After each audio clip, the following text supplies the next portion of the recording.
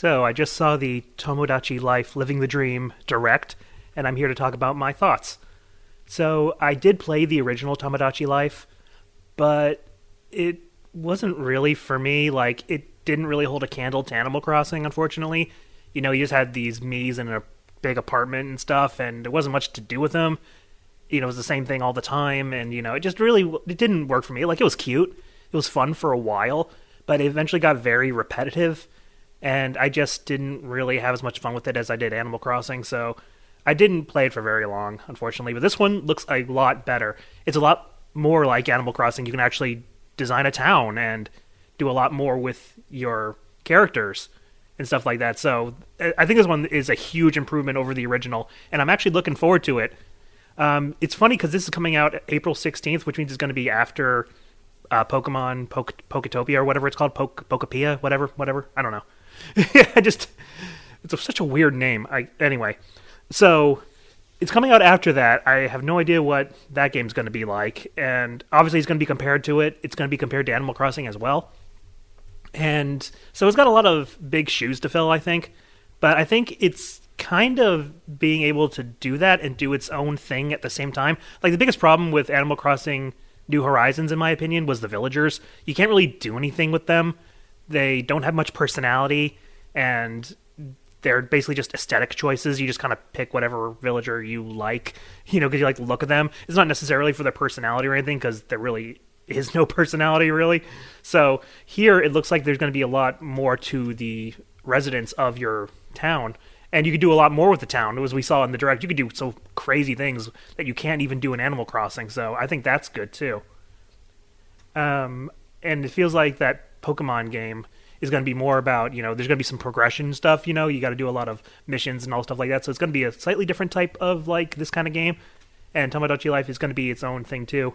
Oh, one thing they also showed right away, because everyone was asking about it, you can have non-binary characters and you can have gay relationships, which is something that people had always been screaming for, so I'm happy for those people. I didn't really care either way, but it's nice, it's nice that those people got what they want.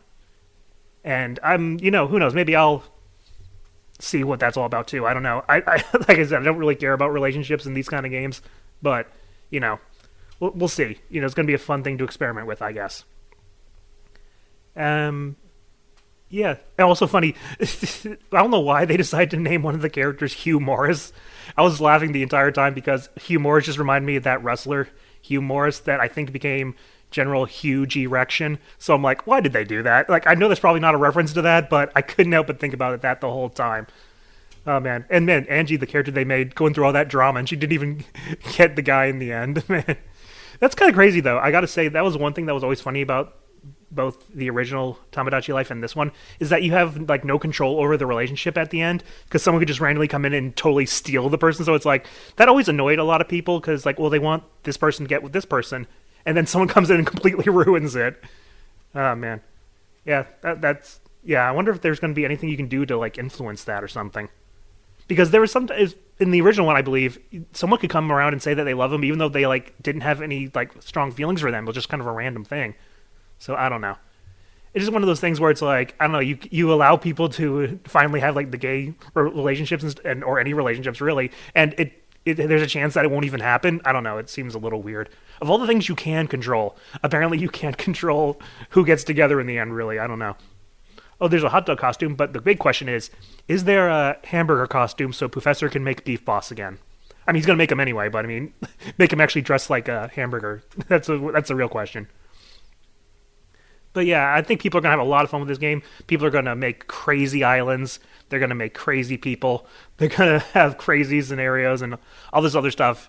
And as we saw, there's this little quirks thing, which further customizes your characters.